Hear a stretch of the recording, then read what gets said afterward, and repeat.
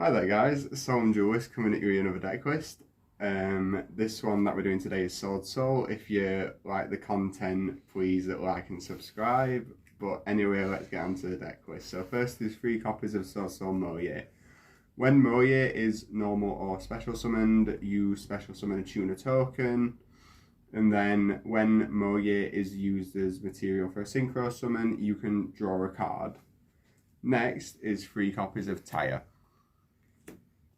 Taya banishes a worm or Swordsoul to special summon a token, and then when Taya is used as material for a synchro summon, you can target one of your banished worms or Swordsouls and add that target back to hand.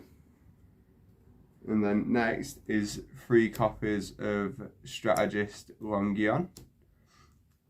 In special summon Yugioh, you reveal a Swordsoul or worm in hand. He special summons himself and the token on same effect. And then when he's used as material for a synchro summon, it will burn your opponent for 1200, which is great for just getting ahead in life points or for clinching games in time if you're going first. Next is 2 copies of Iris Swordsoul.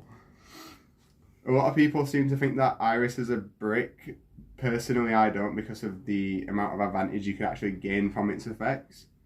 If your opponent controls a monster that has its effect negated, you can special summon Iris from hand.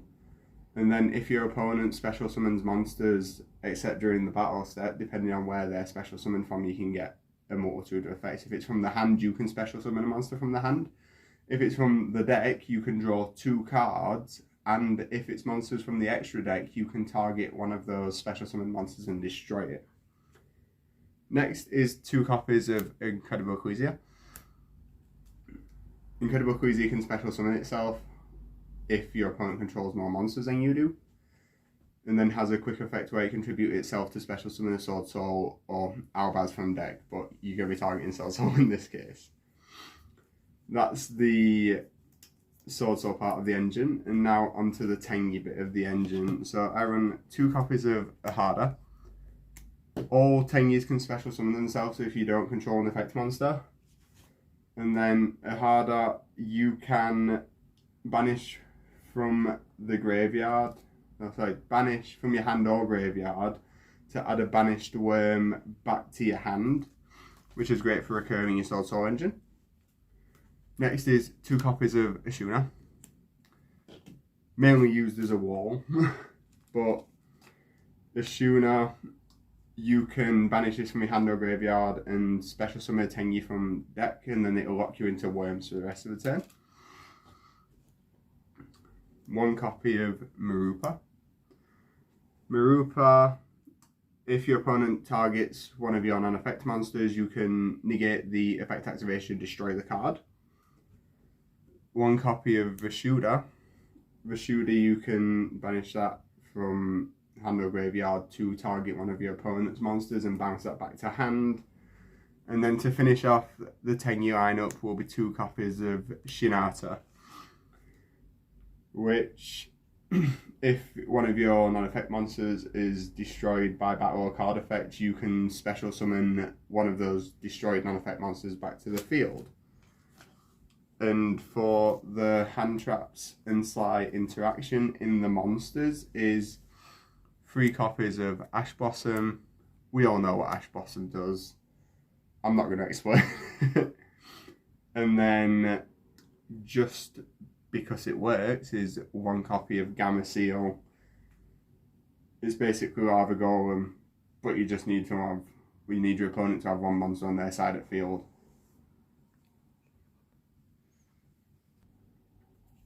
So now onto the spells and traps of the Swordsoul engine. First is 3 copies of Swordsoul Emergence. Swordsoul Emergence searches a Swordsoul monster to add to hand, but if you control a synchro monster, you can also target a worm to search instead. All of the Swordsoul traps and spells have the effect of when they're banished, you can increase or decrease the level of a Swordsoul monster by 1. And then next is 3 copies of Sacred Summit. Sacred Summit, you can target a Swordsoul monster in your graveyard and special summon it, but if you control a Synchro, then you can target a worm instead. And now for the bits that are just for draw power and whatever else is 2 copies of Pot of Prosperity. A lot of people prefer to run Desires, but I have the worst luck with Desires and I'd probably end up pitching 90% of my Swordsoul engine off, so I just tend to avoid it. Plus you also get the boost on Cheng Ying as well. Then Spell Trap removal, 1 Feather Duster, we all know what it do, and 2 Twin Twisters, we all know what that does as well. Now onto the traps for the deck list. First is 2 copies of Blackout. Blackout, you can target 1 worm synchro you control or 1 Swordsoul monster, and then 2 cards your opponents control and pop them. But if you target Cheng Ying, you can protect Cheng Ying with its effect and just pop 2 cards that your opponent controls. Also with the traps, when they are banished, you can special summon a Swordsoul token off of their effect. And then next is 1 copy of Assessment. Assessment's not necessarily needed, but it does come in clinch sometimes because you can target 5 Swordsoul or worms in your graveyard and banish them, and then the targeted monster will gain 300 times the amount of the banished cards. Which, getting all big beaters, it's just useful for getting more stuff banished to boost Cheng Ying. It all benefits. And then 3 copies of Infinite Impermanence. Everybody knows what Imperm does. And that's the main deck. Next we'll be going onto the extra deck. So kicking off the extra deck is 2 copies of Xixiao. Xixiao, when it's special summoned, you can add to hand or banish a Swordsoul monster. It also has a quick effect where you can banish a Swordsoul or worm from your graveyard to target 1 monster your opponent controls and negates its effect, which is good for obviously stopping effects. It gets your special summon off for Iris. And then obviously banishing stuff forwards the power of this card, which is 2 copies of Cheng Ying. Cheng Ying increases its attack and defense by 100 for each card banished, and it also decreases your opponent's monster attack by 100 attack and defense for each card banished. Cheng Ying, if it is targeted for destruction, you can banish 1 card instead from your graveyard. And if a card is banished except during the damage or except during the battle step, while Cheng Ying is on the field, you can then target 1 card your opponent controls and 1 card in your graveyard and banish them both. Next is Supreme Sovereign, I'm going to butcher this name, Lung Wang Xiao. Well, this is on the field. If another monster is synchro summoned, you can draw a card. If your opponent special summons monsters while this is on the field, you can destroy 1 of them and then deal 1,200 burn damage to your opponent. It also has the effect where if your opponent activates a spell or trap, you can destroy it and then burn for another 1,200. The next inclusion is Dragite. The first effect of Dragite to excavate the top 5 to hit a rock monster isn't really live until game 2 and 3 with this deck build because you're side decking Nibiru. But it's negate where if you have a water monster in the graveyard, quick effect to negate to a spell trap or a card effect, you can still use that because there's a lot of waters in the deck. And then next is a copy of Baron de Fleur. Baron de Fleur has a quick effect Omni Negate that is only usable once for this card on the field. It does have a once per turn targeting pop, and it does also have a recursion where you can target a level 9 or lower monster in your graveyard and bounce Baron back to the extra deck and then special summon the target from the graveyard. Next is Bayax, Brightness of the Yangzing. This, when it's synchro summoned, can bounce cards on the field back to the hand depending on the number of different attributes used for its synchro summon. And then also, if Biax is destroyed, you can target a level 4 or lower in your graveyard and special summon it, so you can special summon your Moye and then start combos off again in that way. Next is Yazi, Evil of the Yangzing. This card on the field can't be targeted by your opponent's effects. It has an effect to recur a Yangzing, but you're not really going to be using that. It also has the effect of where it's destroyed, you can special summon a worm from your deck in defense position, which is obviously good for your Moye, continuing Swordsoul combos, getting any Tengy's at.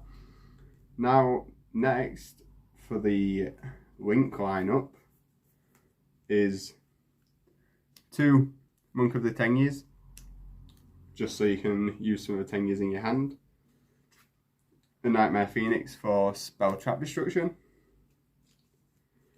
1 copy of Berserker. And 1 copy of Tengi Spirit Shashara. So Shashara, while it's on the field and you control a non-effect monster, your opponent can't target effect monsters you control for attacks or with card effects.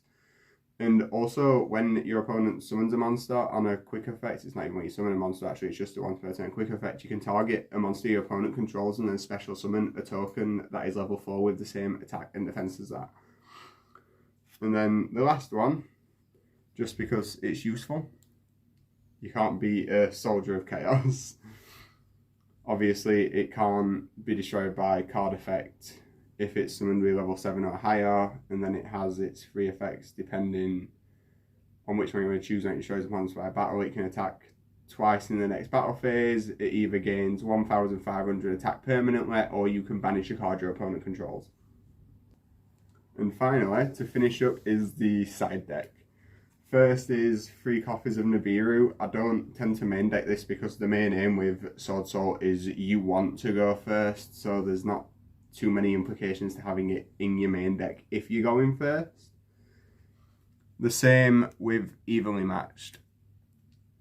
It's a great card for going second, but going first, it's not really something you want in the main deck, so that's why I side it. Next is 3 copies of Anti-Spell Fragrance. Anti-Spell Fragrance is great against a good 80% of the meta, especially against Runic at the minute because it's just a spell heavy deck. But you're not gonna main it because there's still not a lot of Runic decks around, even though it is a big viable contender. Then next is 3 copies of Soundstrike, just in case there's a lot of awkward cards that you can't get around and you need to get rid of them on summon. Or if you can't get to the amount of responses to effects to pop stuff that you want to have, Solemn Strike fills that gap. Then 2 copies of DD Crow. Good for ripping targets out at graveyard. It's not overly needed at the minute, which is why I side it, but it does still come up. And then finally, 1 copy of Change of Heart. We all know what Change of Heart does. So this was our Swordsoul Deck quiz. If you liked the content or would like to see any other sort of content, please like, subscribe and ring that bell.